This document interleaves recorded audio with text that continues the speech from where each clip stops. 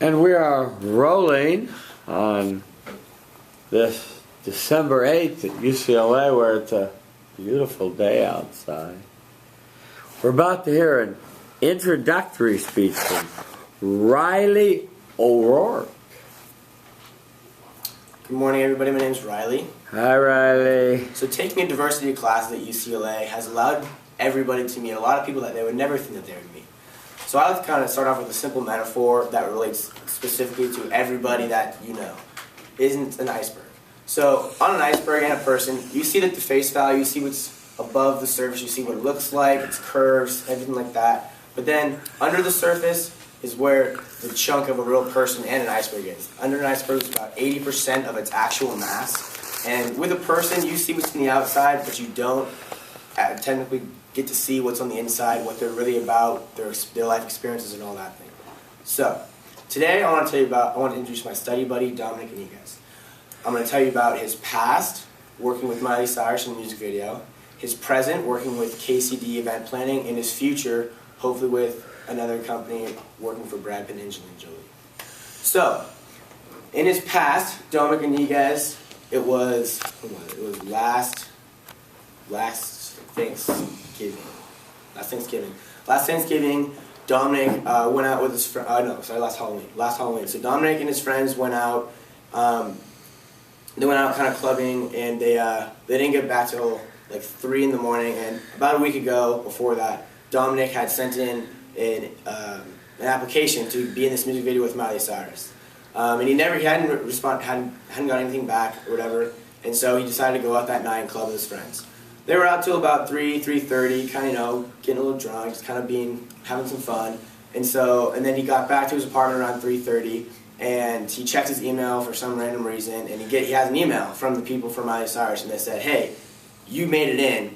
Be here at 6 a.m. tomorrow morning, and we're gonna shoot this video." And so he's like, "Okay, crap. Now I have like 2.5 hours. I'm gonna run on no sleep." So he pounded some coffee, went to this music video, got there about 5 minutes before he had to. Completely kind of hungover, just like kind of out of it.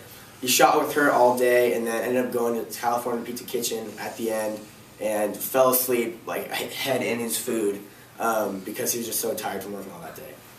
So now I'm going to tell you about Dominic Niguez's present.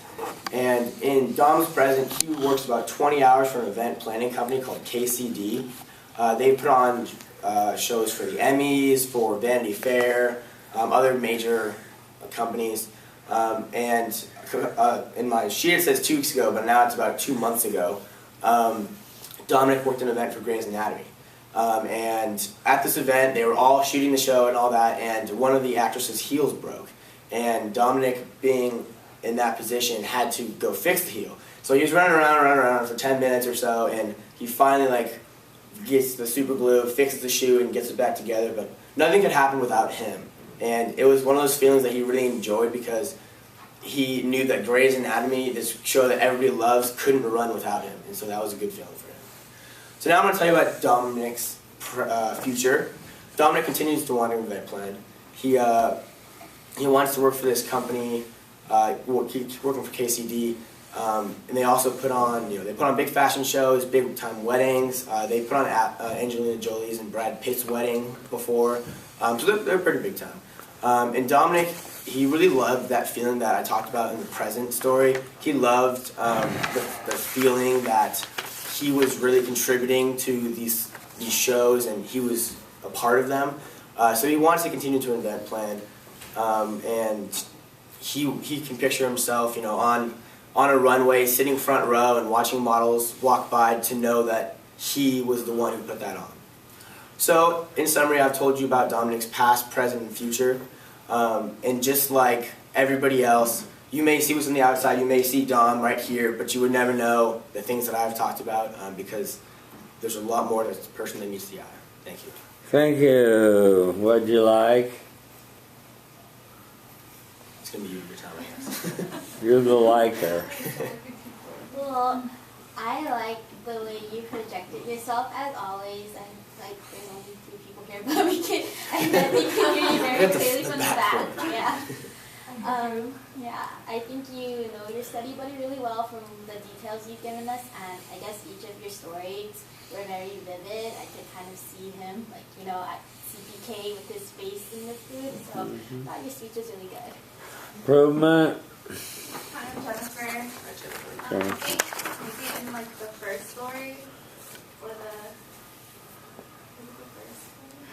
the first one about like the whole Halloween thing, I feel like you kind of rambled on about details that weren't as necessary, which kind of was a little bit like not to the point. Right. Riley, you took your metaphor of the iceberg, you went on and on about it, and then you didn't really use it all the way throughout until you got back to the end and used it a little bit. You knew your study buddy well, and you told some interesting facts about him. The past, about Miley Cyrus, and him getting there at the last minute, that there was he was tired and he fell asleep in his soup. That was a good story, I guess. Could have been told a little more efficiently, but that was good. The present story, the Grey's Anatomy, and saving the day. Again, you had good drama in your story, so that was good. The future, he wants to still work in the biz, so that was fine. The summary, the conclusion, the tieback were fine. You said walk, speak, and no ums or ahs. How to go? I think they're all perfect. You were perfect. Thank you. Let's move on. Okay, let me get you in focus. You're in focus, sir. Hi everyone, my name is Dominic. Hi, Dominic. I'm going to start you off with a little quote. Trouble never comes alone. Now I'm going to get back to how that applies to Riley, but first I'm going to introduce you to him. This is Riley, my study buddy. He was born on August 5th, 1995, 2 months right after myself. He's involved in several clubs, internships, and programs all around campus. I'm going to tell you a little bit about his past, present, and future. I know that you guys will all enjoy getting to know, or have already gotten to know, Riley, because just like many other students around UCLA, he's very relatable and easy to talk to, but at the same time, he does bring a lot forward to a friendship. Now I'm going to tell you a little bit about Riley's past.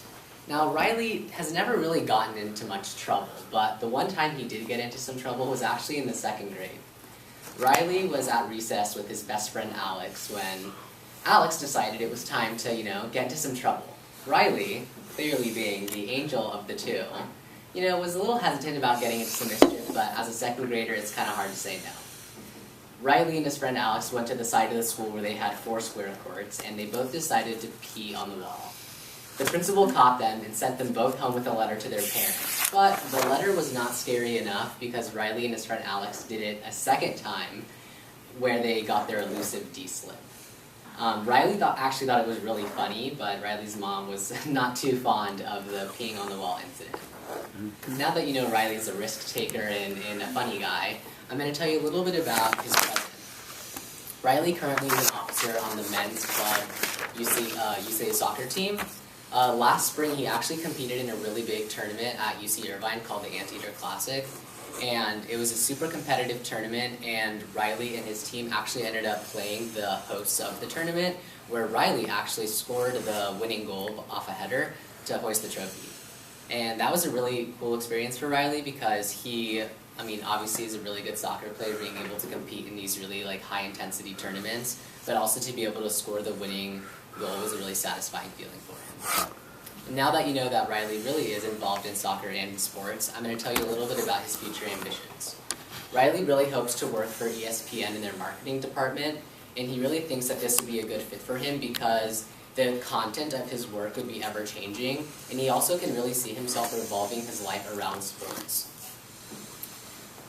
This being said, Riley really is someone who can dedicate his life to sports, where I personally would not be able to do. So it really is admirable to see his passion for sports and to see his drive to want to continue working in that field. Now in summary, I've told you about Riley's past, getting into some trouble, present, on the soccer team, and future hoping to work for ESPN. I'm sure that you guys all have or should get to know Riley, and I really do encourage you all to seek him out outside of class and to go have some fun with him, but don't have too much fun, because you know what they say. The trouble with trouble is that it all starts with too much fun. Thank you. Okay, let me just give you your feedback real quick because another class is going to start coming in here. Want to end up back in the middle if you can with your walking. I love your pissing on the wall story. That was good. You're off camera now. So. Yeah. And I like the pumped up the Seahawks and you tied back to it, so that was good.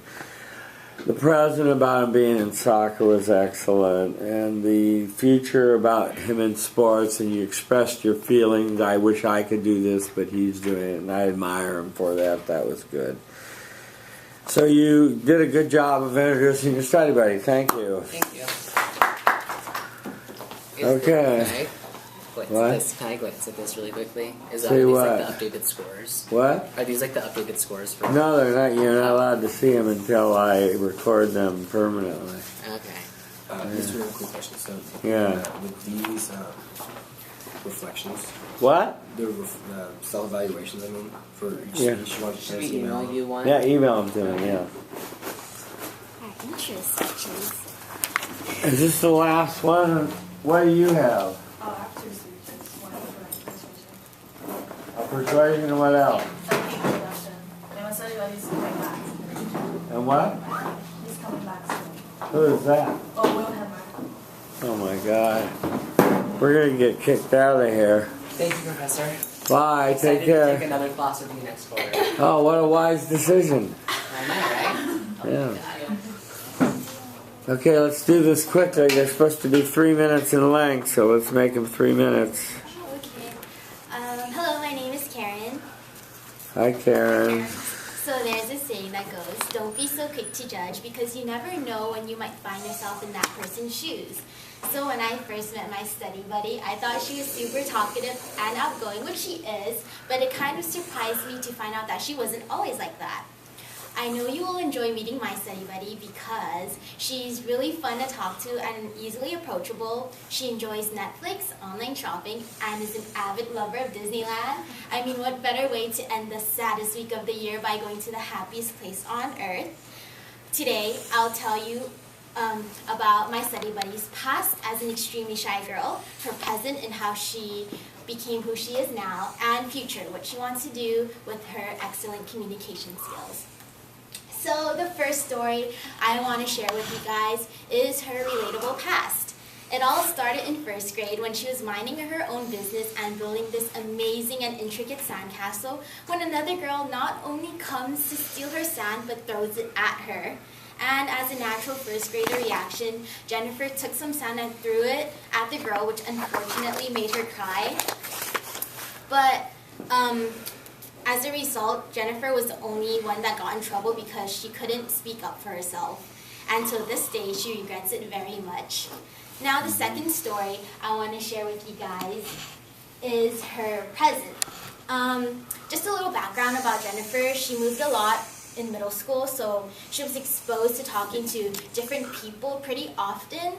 And so slowly she became used to it and is now comfortable with public speaking. Right now, she's a part of the outreach committee for a mobile clinic in which she helps facilitate relationships between volunteers and help spread homelessness awareness. She actually worked as a caseworker for a side street clinic in which she dealt with homeless clients. So she spoke with them about their lives on a day-to-day basis, their living situations, and their feelings. And because she was able to speak to the homeless in such a down-to-earth way, they were really comfortable about sharing their stories with her. So, in summary, I have told you about my study buddies, past as their extreme... Oh, wait, I forgot her future. In the future, Jennifer would like to use her excellent communication skills as a pharmacist. She would like to work with other patients, other pharmacists, and insurance companies in the future. And so in summary, I have told you about Jennifer's past as an extremely shy girl, her present and how she became who she is now, and the future, what she wants to do with her better communication skills as a pharmacist. There should be no doubt in this room that my study buddy is an awesome person to meet. And going back to my quote, before we are so quick to judge someone, we should realize that we probably experience a lot of similar situations. For example, I'm pretty sure a lot of us can relate to Jennifer about regretting not speaking up in one instance in our lives. And before we are so quick to embed an image of someone in our heads, we should remember that we should take a step back and paint a picture of being in that person's shoes too. Thank you. Thank you. Stop. 3:15, you did a nice job. You said you wanted to speak slower. You were kind of going at a good pace. Your walking, when you watch yourself on YouTube, was a little bit, so work on your walking. Okay. And you weren't too nervous, so you did a good job. Thank you. I need you to do me a favor because we're running late. I need you to deliver something for me. Okay? You know my car, right? No. You don't know my car? Okay, well, in the parking lot, one level down over there is a white SUV, Honda. In the back seat is a present that needs to go to the second floor women's study center. In my office is food for the party. So bring both of those things to the second floor right below us. Okay. Is there a room number? It's 2 something. You just keep trying doors so you see a lot of people in there eating. Okay, so there's a present in your car, and there's food in your office. Food in my office is a big double bag from Trader Joe's. Okay, and where's the parking lot? Right out there, right? You know, right past the cafeteria. Okay. You know, lot 5. Lot 5. Go down First one floor? level, and you'll just see it. It's the second car in. Thank you. Okay, next. Just explain, Barton. Yeah, Just explain Professor Miller's finals running late. I will. He'll be here shortly. Yeah. Okay, Rock. Do I have your outline? Yes, I gave it to you. And I lost it. Okay.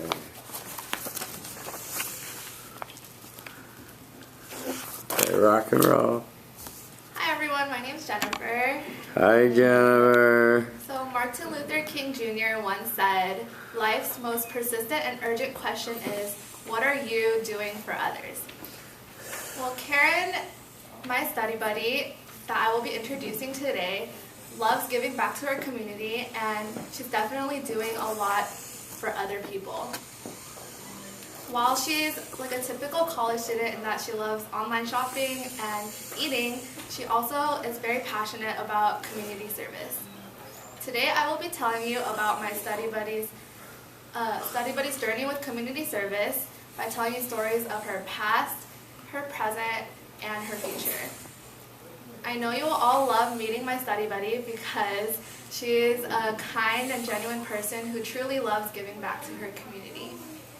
So the first story I'm going to be sharing with you today is about her past.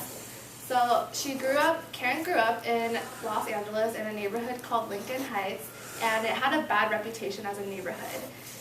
It was seen as dirty, uneducated, and dangerous. So she joined a junior youth club in junior high, which was dedicated to improving the image of her neighborhood. Once at a beach cleanup with her organization, the organization held a competition to see who could collect the most trash in their trash bag by weight. And she found these trash bags filled with sand and decided that it was best to empty out the sand before putting them in her trash bag because she thought it would be unfair and it wasn't really necessary in cleaning up the beach. But then she ended up losing the competition because everyone else just left the sand in their bag. But this demonstrates that she cares a lot about actually cleaning up the beach rather than a simple competition. The next story I'm going to be sharing with you today is about Karen's present. She is currently a second year at UCLA figuring out what she wants to do. And So she knew that she loves community service, so she decided to join Circle K, a community service organization. And once in Circle K, they held a dog adoption where she got to volunteer with dogs and help feed them and play with them while they were being adopted. So she had so much fun volunteering with these dogs and also helping them find their new home. So she was doing like community service while having fun, and she realized that she really enjoys giving back to her community. So today lastly I'm going to be telling you about her future. She doesn't really know what she wants to do with her future, but she knows that she loves giving back to her community, so she wants to get involved in more community service. So in summary, I have told you about my study buddy's past, her present, and her future. Like Martin Luther King Jr. said, what are you doing for others? Well, Karen definitely has a strong answer to that, as I have told you today about her journey with community service. Thank you. Okay, 311. Good energy, good tone variety, and good eye contact. I think I would, just in the future, Martin Luther King has become kind of a cliche, but it's a good quote he said, but try to work on somebody else for the future.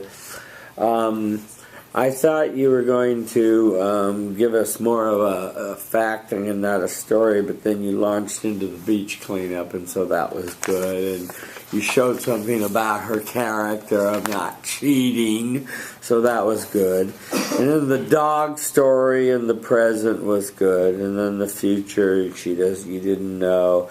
And you ended with Martin Luther King, and you said, I give you Karen. You remember to say, I give you Karen to introduce her at the end. But you did a nice job. You introduced your study buddy. Thank you. Okay, all done, huh? Did you deliver it when you found the place? The Women's Study Center. What did they say? They laughed? Yeah. They're like, oh, so you're in this class, you made you send all these presents and food. I'm like, yeah. Good. That poor guy. I have this speech to deliver, persuasion speech. She has a persuasion speech, and then our introduction speeches. Okay. Rock and roll. Well.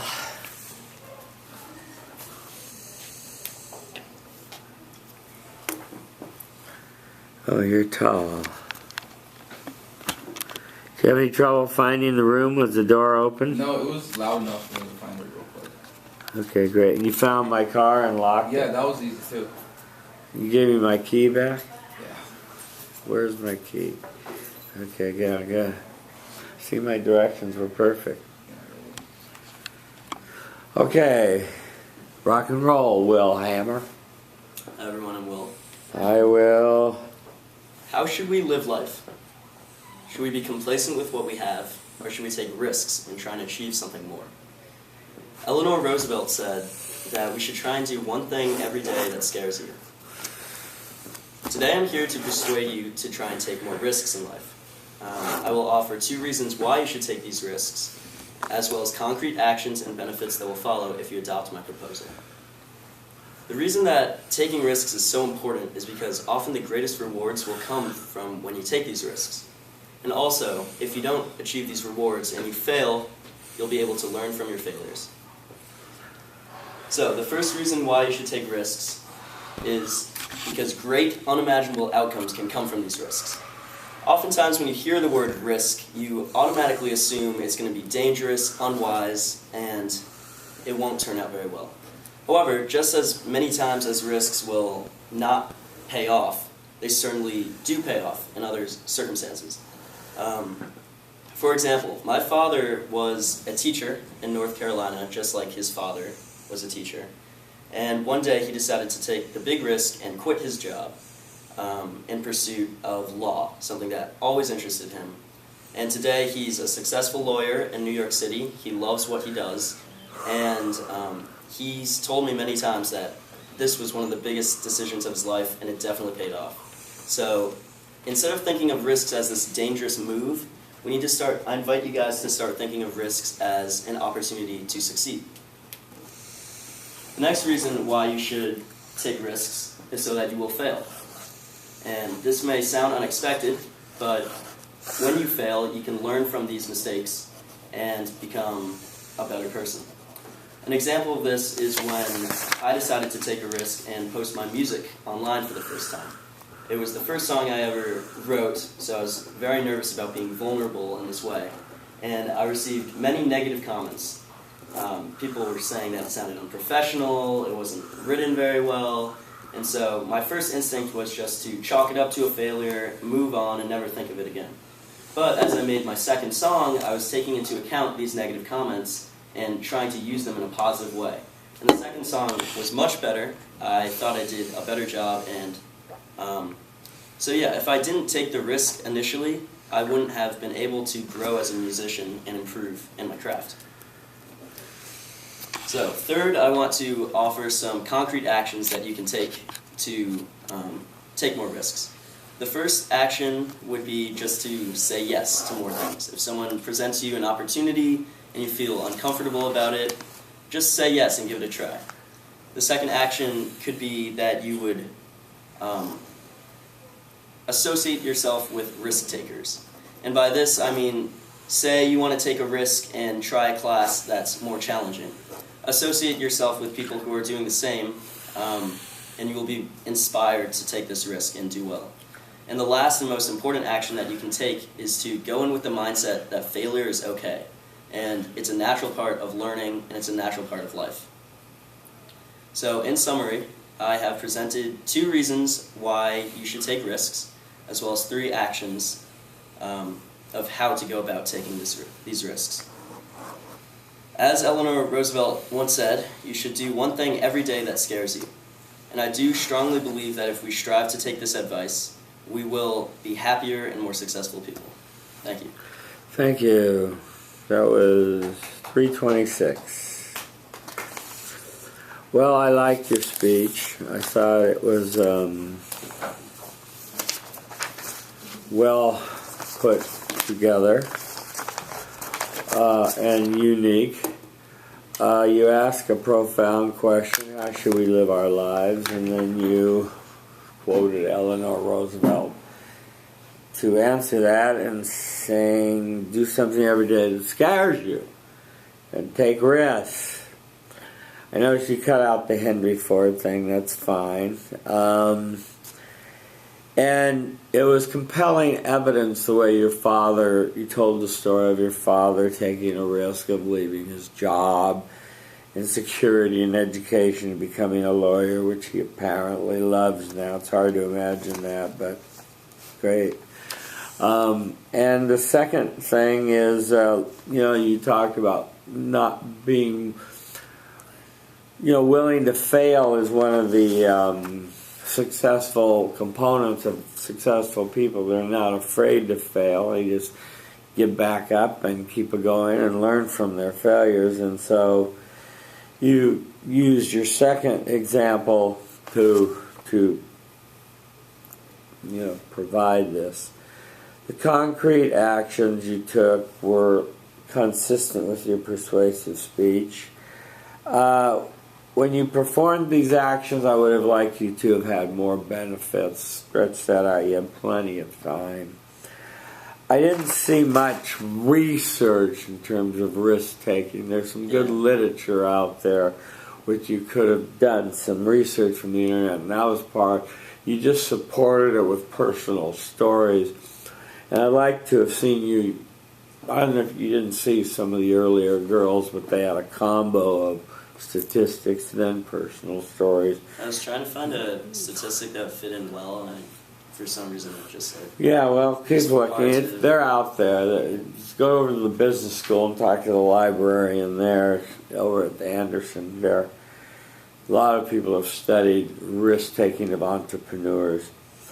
Your eyes were to walk 3 times, remember the speech structure, and be confident how to go. Good. Okay, thank you. Okay, let's see your speech.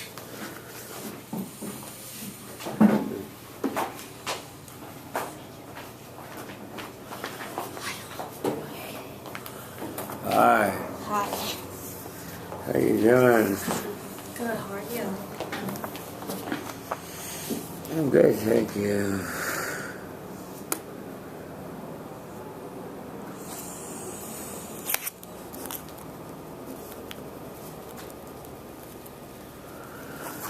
Okay.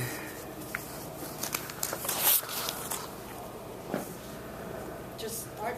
Just start. Okay. I'll Hi everyone, my name's catch 'em. Lisa. Hi, Lacey. Let's do a quick poll. Raise your hand if you have heard about the terrorist attack in Paris happened on November 13th. Raise your hand if you have changed your profile picture using the French flag filter. Raise your hand if you have heard about the double suicide bombing in Lebanon on November 12th. Raise your hand if you have changed your profile picture using any other flag other than the French flag. So today I want to persuade you guys not to use the French flag filter on Facebook. I'll give you 2 reasons why I feel this way and 3 actions you can actually take and the benefit that will follow if you adopt my proposal. It's not like I don't care about the lives that were killed in France. Neither is it to ask you guys not to care about them. It's like someone has a liver cancer and it spread to his lung and his brain is like, oh, I gotta do something to cure my lung. Where we are, the society is this person and we are his brain. We're ignoring the source of the problem and the overall well-being of the body. So the first reason I want you guys not to use the French flag filter is simply Paris is not the center of the problem. My support for this is on November 17th. New York Times published an article called ISIS is likely responsible for more than 1,000 civilian deaths outside Iraq and Syria. While ISIS has claimed these 2 countries, it's also conducting regular military operations in Egypt and Syria, in Libya. I feel this way about this issue is because compared to Parisians, those 2 regions, the people from those 2 regions are getting little attention. Don't get me wrong, my heart goes out to Paris. I studied abroad in Paris this past summer, and I love the city and my host family. Actually, part of the reason I chose this topic is me and my host family discussed this matter after the incident. But it's a fact that there's no Lebanese flag filter after something more horrible happened in Lebanon. The second reason I don't want you guys to use the French flag filter is racism. We perceive Paris as a white city and we're obsessed with the romanticized ideals associated with the City of Lights. The lack of mourning for those innocent people in Middle East and Africa simply shows our readiness to canonize a select few and our bias towards whiteness. I feel this way because it's not fair for the innocent people in Africa or Middle East. Sorry.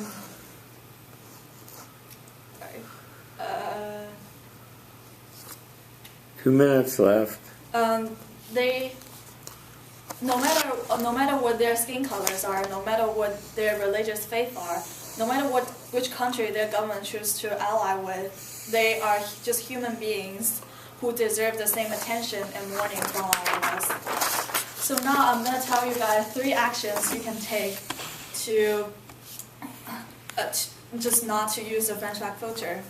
First, if you have changed your profile picture, change it back.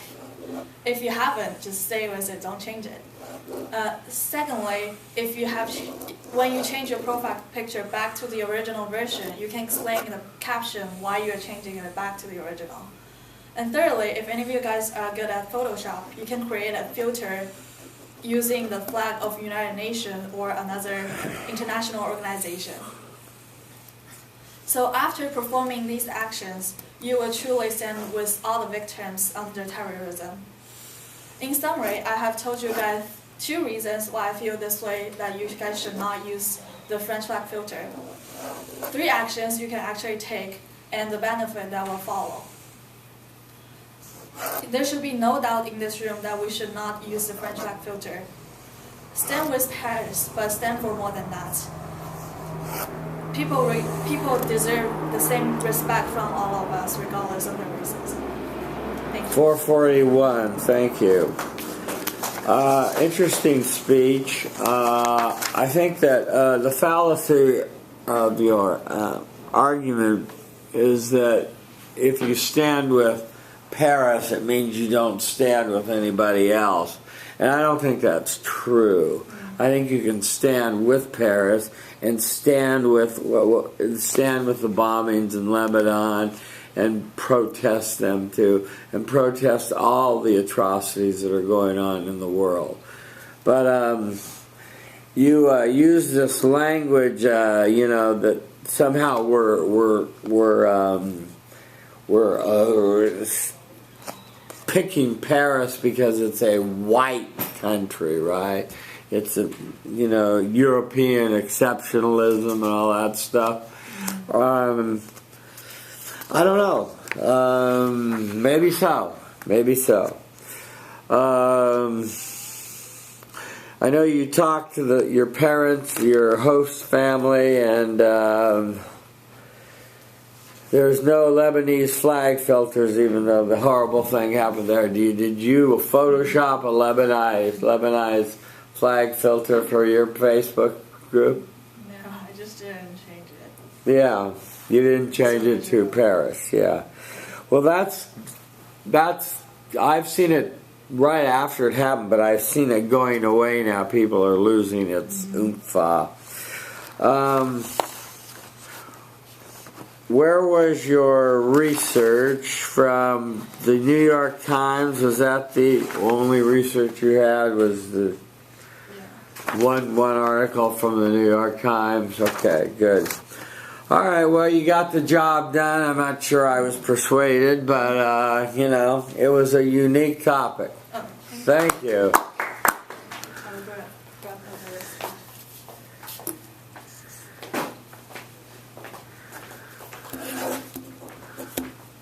So now you're introducing her? Yep. Okay, you both can come up here.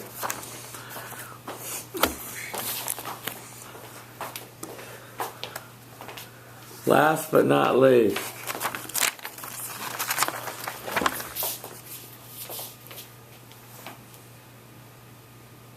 Ready? Yeah, you're out of focus. Okay, go.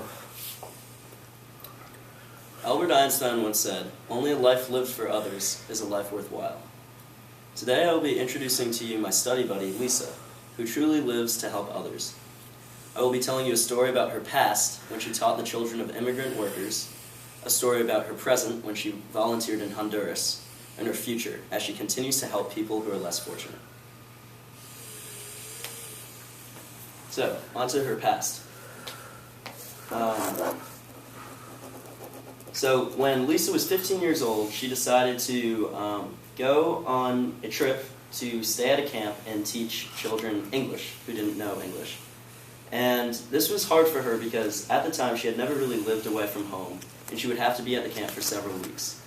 However, despite being nervous about it, she decided to just give it a shot and see how she liked it. So at the camp, she taught these kids English. She even watched Harry Potter with these kids to introduce them into American pop culture. And she learned two major things after this experience. One, she learned how lucky we are to have the educational opportunities that we do have in America. And she also learned that she had a real passion for helping people. Now I will be telling you a story about Lisa's present. So this summer, last summer, she decided to volunteer in Honduras. And again, she was faced with the dilemma of having to go away, this time for longer, an entire summer, without seeing her friends or her family. And not only this, but the location of the town in Honduras that she would be volunteering in was known as the murder capital of Honduras. So this was a very dangerous situation. She would have to have an armed guard up with her at all times. But despite the danger and not seeing her friends, she made the sacrifice to go help others once again. And on this trip, she set up a community bank. And not only did she help set that up, she went actually face-to-face with members of the community trying to pick them to help out with the bank. And while talking one-on-one with some families, she met a 17-year-old girl who was a mother and was pregnant with her second child. And she was really moved by this story, and so for the remainder of the trip, she kept going back to this family and helping them in any way possible, bringing them supplies, and just being there for them. So now, on to the future. As many of us, Lisa's not exactly sure what the future holds. However, she knows that she will continue to strive to help people in any way that she can. Career-wise, she hopes to maybe work for a nonprofit organization, or she can volunteer as much as possible in her free time. Specifically, she told me that she'd like to go to Africa and help out with the wildlife and the human rights issues that are abundant there. So in summary, I've told you 3 stories about Lisa's past, her present, and her future. As Albert Einstein said, only a life lived for others is a life worthwhile. As you can see, Lisa truly lives to help other people who are less fortunate. Ladies and gentlemen, I present Lisa. Great, thank you. I think that I would have just tied to her the quote of Einstein saying that, and Lisa is clearly living a life that's worthwhile. Like your beginning quote and your preview of Honduras and so forth and immigrants, the English to the people was nerve-wracking but good, and then the Honduras with an armed guard was pretty good story, sacrifice, exciting. And then wants to travel to Africa to do that, so it's clear she wants to travel the world and help people. You said you wanted to walk 3 times and don't mess up the time. You didn't go over time. Your walking was a little stilted. Did you put anything unexpected in this? Yes. Okay. I thought that certain inclusion of details would make the speech seem more unexpected, so I could have just explained how Lisa went on a trip to Honduras and helped people, but the inclusion of details that there would have to be an armed guard, that kind of made it unexpected. And yeah, that was a good job. Thank you, Will. Thanks. Okay, next. Do I just start? Start, yes. Okay, so I don't remember where I read this quote, but the quote goes like this. Behind every success is effort. Behind every effort is passion. Behind every passion is someone with the courage to try. Today I will introduce to you guys my study buddy, Will Hammer, who's so passionate about music and will continue to pursue his dream, music.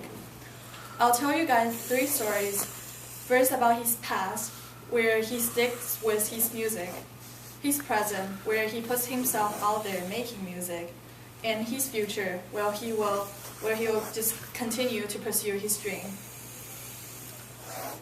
So, about his past, Will grew up in New York 30 minutes outside the city, and he started playing piano and violin at ages 5 and 7, and continued to play throughout high school while being athletic and active at the same time. However, things didn't just go that smoothly. At the age of 12, he actually considered quitting the violin, which caused a lot of conflict with his parents. But ultimately, his parents just told him it was his life and his decision. Fortunately, he decided to stick with violin, and by the time he was a senior in high school, he was already performing in the area all-state orchestra. So now, about his present. He moved to California to pursue his dream about music. And about 9 months from now, his brother got him a MIDI keyboard and some music software, and he just started to make music. 3 months ago, he decided to take his music more seriously and try to promote his music by making a Facebook page, getting blog press, and whatnot. He's already gaining a fan base, but at the beginning of this process, he was actually really nervous about uploading his music online because music has always been a private matter to him. But he decided to do it regardless what people would think about him. And it wound up being a really good decision.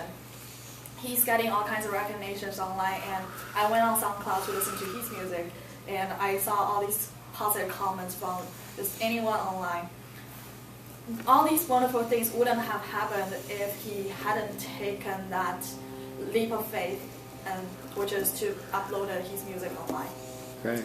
So now about his future. Like most of us, he's not sure which career he wants to pursue, but he's positive that he wants one in the music industry. And he's aware that being in the music industry might be hard, but he's gonna follow his heart no matter what, and not only stick with music like he did with violin at the age of 12, and take that leap of faith like he did when he uploaded his music online. So now I've told you guys about Will's past, present, and future. When we first exchanged the stories over email, I was impressed by his accomplishments, but I didn't know what he had gone through to get to where he is right now. So behind his success is his perseverance and his courage to try. Ladies and gentlemen, I give you Will Hammer. Thank you very much. Okay. Good tie back to your anonymous quote about behind every success is effort. Absolutely. Behind every effort is passion, usually. Behind every passion is someone with the courage to try. I like that quote. The violin story for his past was good. The keyboard and putting his music out on Facebook and you listened to it, that showed you had some interest, and that was good. And then the future, you said he's just going to keep trying to do this. Your summary, your conclusion, and tie back were good. You said no notepad, use more narratives in the structure, more hand gestures and eye contact. How'd it go?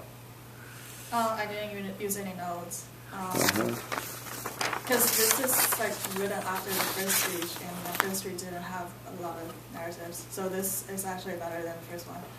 And for the last one, hand gesture, I wasn't aware of my hand gesture, so I need to watch it online on YouTube. And eye contact, there's not much eye contact to make. Okay, well you did a nice job, thank you. Okay, how's your time this afternoon? Do you have any time later to do your speech, or do you have to do it now? Thank you. I have to do it now. You have to do it now? Because I'm commuting, so. You're commuting? Okay, let's get it done. I got my computer. What? My computer? You asked me to get my computer. Yeah, oh yeah, I gotta turn this off. Okay, yeah.